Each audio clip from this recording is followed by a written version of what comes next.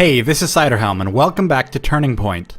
For today's episode, I want to look at a series of events that completely shaped the outcome of this match. Like previous episodes where we've talked about specific players such as Teemo and Draven, we're going to get an opportunity to look at a very solid Nidalee player. And though we're going to look at a team fight, the turning point in this match is more than just one event. At this moment, Nidalee has found herself surrounded by 4 opponents. She won't get away, but amazingly she still takes out Ahri before she goes down. The score is 13-9 in blue team's favor. Blue team is also up by 700 gold and both teams are tied on towers. This gives blue team a very slight advantage in the game. With a 4-kill lead, the gold gap between teams is not as strong as it should be, and this is partly the result of better farming from purple team. Ezreal makes a fairly critical mistake here. Gangplank applies a stacking slow through his parlay and his normal attacks, and Ezreal waits to blink long enough that Gangplank has applied his strongest slow. He didn't need to, and he will die as a result. Even though Blitzcrank is able to pick up a kill on Gangplank, knocking out Ezreal is a net positive for purple team. This is because Ezreal is the highest damage player on blue team, and with him out of the picture, purple team can safely engage. Check out this initiation. Blitzcrank pulled Nidalee in, but she instantly flashed out. At almost the same moment that she flashed out, Malphite flashed in and used his ultimate towards Blitzcrank and Ahri. This went from a good grab from Blitzcrank to an even better counter initiation from Malphite. Nidalee's next spear is already in the air and is guaranteed to hit Blitzcrank. As Blitz goes down, Ahri is forced to use her ultimate to escape to her tower. At worst, purple team now only has to worry about 3 players, with Ahri at half health with her ultimate down. With Caitlyn, Lulu, and Nidalee, all of whom have long-range harassment, blue team will not even be able to come near their tower to defend it. As an assassin, Zed relies on being able to burst opponents down, but despite a 4-level advantage, he was not able to take down the extraordinarily survivable Lulu.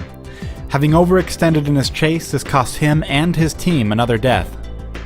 Both teams are moving in for an engagement at Dragon. Right off the bat, Nidalee lands a spear on Ezreal that obliterates him. With this, the fight may as well be a 5v4 as Ezreal will not come anywhere near purple team through the entire engagement at Dragon. Purple team moves further towards Dragon to bait out the engagement, but Nidalee stays near the first river entrance. There are 3 things to point out. First, Ahri has managed to dodge Nidalee's next spear. This is because Blitzcrank warded the brush Nidalee was in just seconds ago, giving her some warning. Second, let's look at Ezreal's ultimate. This is mainly important because Caitlyn will move out of its path by the time it reaches her, meaning it won't hit anyone at all. This is a pretty brutal situation for Ezreal. Third, it's worth pointing out Trundle's pillar. Trundle has a lot of hidden strength in his abilities, in that he can reduce several stats on opponents without it being easily obvious to them. But one of his most visible strengths is the pillar, which creates impassable terrain and a massive slowing field around it. Unfortunately, this pillar has created a choke point that Malphite and Lulu are fully blocking, and it will allow Caitlyn to safely get damage out until it expires. The blue team finally begins to move in onto purple team, but the combination of ultimates from Malphite and Gangplank quickly make it clear that blue team will not win this fight. As Trundle, Ahri, and Zed engaged, Blitzcrank lost a huge chunk of his health from another spear. Nidalee gives chase, and despite Blitzcrank's exhaust, is able to easily keep up with him. He burns Flash just to dodge another spear. She then turns around to finish off Zed. From here, she engages Dragon with her team.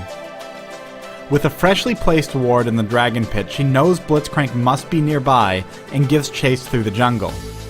Without his Flash, he cannot survive. Then it turns on to Ezreal. With Dragon down, Caitlyn turns her focus to getting her ultimate off on him as Nidalee moves in for the cleanup.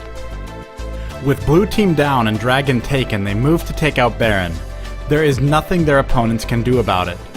This final blow completes the turning point. From being a little behind, purple team now has a 3-kill lead, an extra tower, a more than 5,000 gold lead, and Baron buff. As the game comes to an end, there's no question that the star player of this match was Nidalee. That certainly doesn't mean her teammates played poorly, and we saw good ultimates from Malphite as well as good positioning from other allies. Blue team let themselves get drawn into this situation. In the first clip, Ahri did not need to stay around when 3 teammates already had Nidalee surrounded. In the second, Ezreal did not need to wait to blink away from Gangplank, and in the third, Zed did not need to overcommit on Lulu.